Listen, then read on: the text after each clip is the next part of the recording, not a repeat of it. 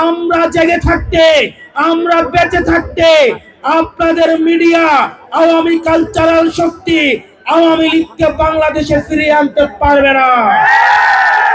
আমি শুধুমাত্র আপনাদেরকে আহ্বান জানাবো, আমাদের ইফতার কার্যক্রমকে সামনে রেখে আমরা কোনো বিশৃঙ্খল কার্যক্রম আমরা করব না। ধরেন এমন যদি কোনো পরিস্থিতি তৈরি হয় যে আমার খাবারটা, আমার ইফতারটা আমার ভাইকে দিয়ে দিতে হয়, আমরা দিয়ে দিব না? আমরা দিয়ে দিব তো? যদি আমার ইফতারটা আমি যদি দেখি আমার পাশের ভাই ইফতার পায় নাই, তাহলে আমার ইফতারটা দিয়ে দিব কিনা খুশি মনে? আমরা কি কোনো ধরনের ঝামেলা করব? আল্লাহ আমাদের রিজিকে যা রাখছে এটা নিয়ে আমরা সবাই উৎসব মুখর পরিবেশে ইনশাআল্লাহ আমরা ইফতার কার্যক্রম সম্পন্ন করব। আর আমরা এই রমজান শেষে আমরা প্রত্যেকটা উপজেলায় প্রত্যেকটা ইউনিয়নে আমাদের সাংগঠনিক বিস্তার আমরা ইনশাআল্লাহ সম্পন্ন করব।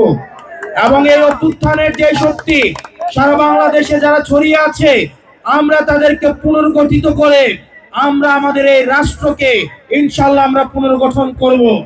আমরা দেখতে পাচ্ছি পতিত ফ্যাসিস্ট শক্তিকে বিভিন্ন আওয়ামী লীগ কালচারাল বিভিন্ন শক্তি, বিভিন্ন মিডিয়া তাদেরকে রিভাইভ করার চেষ্টা করছে।